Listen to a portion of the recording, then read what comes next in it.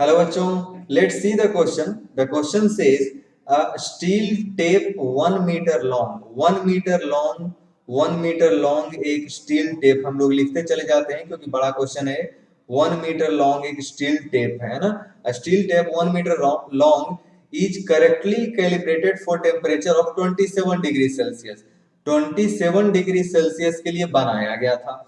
The length of a steel rod measured by this tape is found to be 63 centimeter on a hot day when the temperature is 45 degree.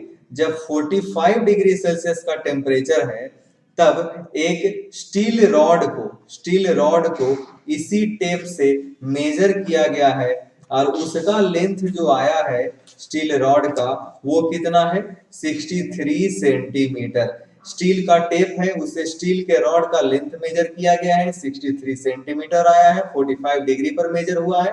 अब बनाया गया था steel tape किस लिए 27 degree Celsius के लिए.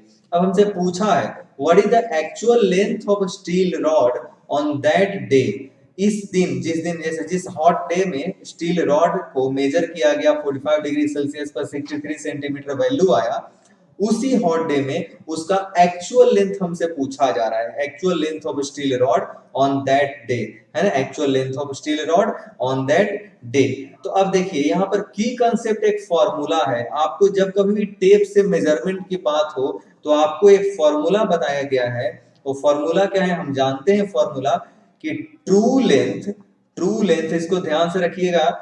True length equal to measured length into 1 plus alpha delta theta.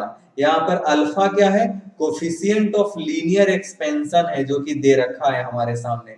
तो alpha को क्या बोलेंगे लीनियर एक्सपेंशन कोफिशिएंट अल्फा हो गया. ये डेल्टा थीटा क्या है ये हमारा टेम्परेचर चेंज है हमारा. और मेजर्ड लेंथ हमारे लिए यहाँ पर दे रखा है 63 सेंटीमीटर. यानी 63 सेंटीमीटर मेजर्ड लेंथ है हमारा. ये भी दे रखा है. हमसे क्या पूछा what is the actual length. True length हमसे पूछा है. डायरेक्ट फॉर्मूला में पुट कीजिए वैल्यू आपको रिजल्ट आ जाएगा. देखिए हम लोग इसको बना लेते हैं तुरंत अभी है ना. ट्रू लेंथ कितना होगा भाई तो ट्रू लेंथ हमारा हो जाएगा मेजर्ड लेंथ रख दीजिए 63 सेंटीमीटर में रख देते हैं. सेंटीमीटर में लेंथ दिया है आंसर भी सेंटीमीटर में ही आ जाएगा 1 प्लस. अब जिस रॉड की बात की जा रही है उसका अल्फा कितना दिया है भाई. जिस टेप की बात की जा रही है तो अल्फा है 1.2 इंटू 10 टू द पावर -5. और टेम्परेचर में डिफरेंस कितना है बनाया गया था 27 डिग्री सेल्सियस के लिए और मेजर किस पर किया जा रहा है 45 डिग्री सेल्सियस पर. तो टेम्परेचर में चेंज 18 डिग्री सेल्सियस का आया है. उसको 18 केल्विन भी बोल सकते हैं एब्सोल्यूट पर है ना. तो हमारा ट्रू लेंथ कितना आ जाएगा 63 1 पॉइंट. इसको अगर देखो जोड़ोगे इसको तो 1.2 इंटू 18 है ना.